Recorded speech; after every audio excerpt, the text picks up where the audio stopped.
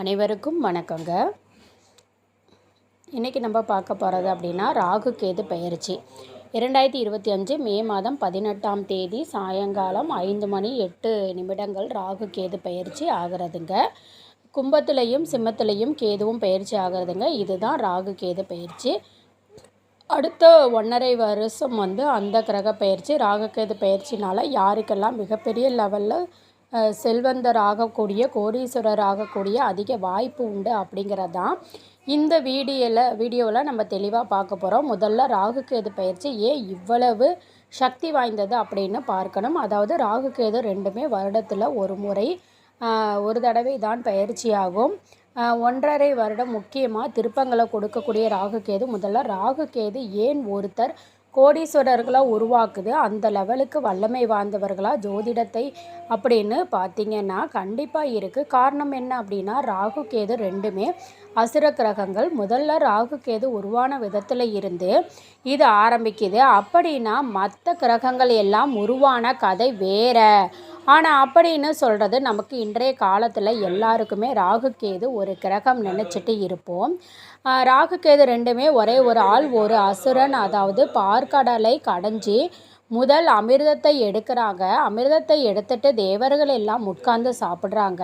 அப்போ என்ன நடக்குது அப்படின்னா ஒரு அசுரன் மட்டும் தேவர் மாதிரி அவனுடைய உடம்பை மாற்றிக்கிட்டு அந்த தேவர்களை கூட உட்கார்ந்து அந்த அமிர்தத்தை சாப்பிட ஆரம்பிக்கிறான். கரெக்டாக அவன் எங்கே போய் சாப்பிட்றான் அப்படின்னா சூரியனுக்கும் சந்திரனுக்கும் நடுவில் போய் உட்காந்து பந்தியில் உட்காந்து சாப்பிட்றாரு. அதனால் மோகினி அவதாரத்தில் பெருமாள் எல்லாருக்கும் கொஞ்சம் அமிர்தத்தை கொடுத்துட்டு இருக்காங்க. கரெக்டாக குடிக்கிறாங்க. கொஞ்சம் கரெக்டாக அதை குடிக்கும்போது சந்திரனும் சூரியனும் தெரிஞ்சுக்கிறாங்க.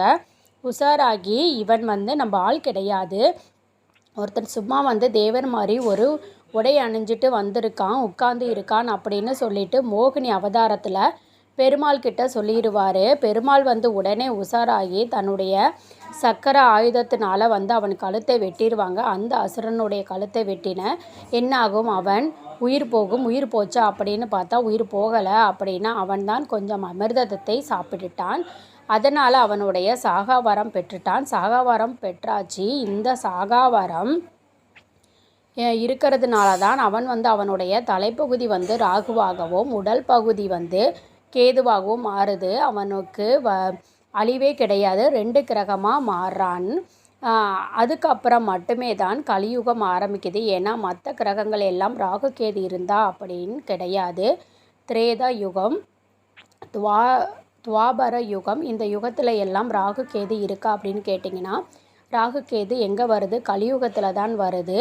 கலியுகத்துக்கும் இருக்கிற வித்தியாசமே இந்த ராகு கேது உருவான விதம். இப்போது அந்த ஒரு அசுரன் 2 கிரகமாக மாறிட்டான். அதனால தான் அந்த ராகு கேது இந்த கலியுகத்தில் நம்ம வாழ்க்கையில் முக்கியமான பங்கு வகிக்குது. அது ஏன் முதல்ல பெரிய லெவலில் வளர்ச்சியை கொடுக்குமா அப்படின்னு கேட்டால் கண்டிப்பாக கொடுக்கும். ஏன்னா இந்த கிரகங்கள் தான் அசுர கிரகம். கிரகங்களை விட ரொம்ப வலிமை அதிகமாக இருக்கக்கூடிய கிரகம். அது எப்படின்னா ராகு கேது நிச்சயமாக சொல்லலாம் எல்லாருக்குமே நினச்சிட்டு இருக்கும். மிகப்பெரிய லெவல் பவர்ஃபுல்லான பிளானட், பவர்ஃபுல்லான ஜோதிடத்தில் பார்க்கும்போது சனியை விட சில நேரங்களில் இந்த ராகு கேதுக்கள் நம்ம ஜாதகத்தில் செய்யக்கூடிய மாயாஜாலங்கள் ரொம்ப அதிகம். சாதாரண பிரச்சனையையும் திடீர்னு ஒரே நாளில் கோடீஸ்வர யோகத்தை ஒரே நாளில் பிச்சைக்காரனாகவும் ஆக்கக்கூடியது ராகு கேதுங்களில் முடியும். ஏன்னா அவங்க 2 பேரும் அசுர கிரகணம். திடீர்னு ஒரு சொடக்கு போகிறதுக்குள்ளே வாழ்க்கையை மாற்றிடலாம், திருப்பிடலாம். இன்றைய காலகட்டத்தில் இந்த ராகு கேது ரொம்ப முக்கியமான கிரகங்களில் உருவானது. இப்போது ராகு கும்பத்திலையும் கேது சிம்மத்திலையும் இருக்க போகுது. 1.5 வருஷம் யாருக்கெல்லாம் மிகப்பெரிய லெவலில் செல்வந்தர ராகுங்கிறத ஜாக்பாட் யோகம் யாருக்கெல்லாம் அடிக்க போகுது அப்படின்னா இது முதல்ல மேச ராசி, அதே மாதிரி மேச லக்னம் பிறந்தவங்களுக்கும் சொல்லலாம். காரணம் என்ன அப்படின்னா மேசத்துக்கு லாபஸ்தானபதி தான் ராகு போக போகிறாரு. லாபஸ்தானத்தில் இருக்கிறதுனால நீங்கள் எடுக்கக்கூடிய எந்த முயற்சியாக இருந்தாலும் அசுர வேகத்தில் சக்ஸஸ்ஃபுல்லாக முடியும். அதுதான் முக்கியம். எல்லாருமே சக்ஸஸ் கிடைக்குதா அப்படின்னா கிடைக்காது. ஒரு சில நேரங்களில் ஒரு சில கிரகங்களுடைய அமைப்பால் மட்டும்தான் ஒருத்தருடைய சக்ஸஸ்ஃபுல் கிடைக்கும். அந்த மாதிரி இந்த சக்ஸஸ் இப்போ யாருக்கு உண்டா அப்படின்னா கண்டிப்பாக மேச ராசி மேச லக்னத்துக்கு எடுக்கக்கூடிய எடுக்கக்கூடிய எந்த முயற்சியாக இருந்தாலும் மிகப்பெரிய வெற்றி. அதுக்கு அடுத்தது யாருக்கு அப்படின்னா கண்டிப்பாக ரிஷபராசிக்காரவங்களுக்கு சொல்லலாம். ஏன்னா ரிஷபத்துக்கு 10ஆம் வீடு தொழில் ஸ்தானம். ராகு தொழில் ரீதியாக எந்த முயற்சி எடுத்தாலும் சரி மிகப்பெரிய வளர்ச்சி, அசுர வளர்ச்சின்னு சொல்லுவாங்க இல்லையா, அதெல்லாம் காலகட்டம் நடக்கும். சாதாரணமாக ஒரு கம்பெனி ஆரம்பித்து சின்ன லெவலில் ஆரம்பித்து கொஞ்சம் 1, 2, 3 வருஷத்துலே பெரிய லெவல் போயிருப்பாங்க. 100, 200 பிரான்ச் ஆரம்பிச்சிருப்பாங்க. இப்படி பண்ணிட்டோம் அப்படின்னு பண்ணிட்டோம்னு சொல்லிட்டு ஒரே நாளில் மிகப்பெரிய இடத்த அடையிறது எல்லாமே இந்த ராகு பகவான் தொழில் ஸ்தானத்தில் இருக்கும்போது மாயாஜாலம். இது எல்லாமே இப்போ யாருக்கு நடக்கும் அப்படின்னா ரிஷபராசிக்காரவங்களுக்கு, ரிஷப லக்னக்காரவங்களுக்கு. அடுத்து 1.5 வருஷம் நீங்கள் தொழில் ரீதியாக எந்த முயற்சி எடுத்தாலும் சரி ராகு பகவானுடைய முழு சப்போர்ட் கண்டிப்பாக இருக்குது. முயற்சி எடுங்க, பெரிய லெவலில் கண்டிப்பாக சக்ஸஸ் இருக்கும். அதுக்கு அடுத்து யார் அப்படின்னு பார்த்தீங்கன்னா கண்டிப்பாக சிம்மராசி. அந்த மாதிரி வந்து சிம்ம லக்னத்திலையும் கோடீஸ்வர யோகம். காரணம் என்ன அப்படின்னா ராகு வந்து சிம்மத்துக்கு 7ஆம் இடத்துல இருந்தால் கூட ராகுவுக்கு பார்வையும் திருஷ்டி இருக்குது. 5ஆம் பார்வையும் உண்டு. 9ஆம் பார்வையாக லாபஸ்தானத்தை ராகு பகவான் பார்த்துட்டாலே எடுக்கக்கூடிய எந்த முயற்சியாக இருந்தாலும் அசுர வளர்ச்சி அடையும். சிம்மராசி அதே மாதிரி சிம்ம லக்ன பிறந்தவங்களுக்கும் உங்களுடைய வாழ்க்கையில் ஏதாவது முயற்சி எடுக்கிறீங்க, தொழில் ரீதியாக வளர்ச்சி அடையணும் அப்படின்னா ஏதாவது ட்ரை பண்ணுங்கள். அடுத்த 1.5 வருஷம் ராகு பகவானுடைய யோகம் இருக்குது. முயற்சி எடுத்தாலே வெற்றி கிடைக்கும். கொஞ்சம் கூட சந்தேகமே வேணாம். அடுத்ததாக வந்து பார்த்தீங்க அப்படின்னா தனுசு ராசி, தனுசு லக்னக்காரவங்களுக்கு சொல்லலாம். காரணம் என்ன அப்படின்னா ராகுவுடைய இன்னொரு பார்வை 9ல் விழுகுது அப்படின்னா தனுசுக்கு லாபஸ்தானத்தில் விழுகுது.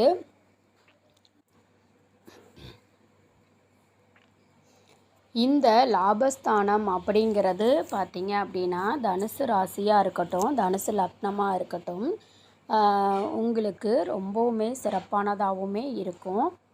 அது மட்டும் இல்லாமல் 9ஆம் பார்வை அப்படிங்கிறது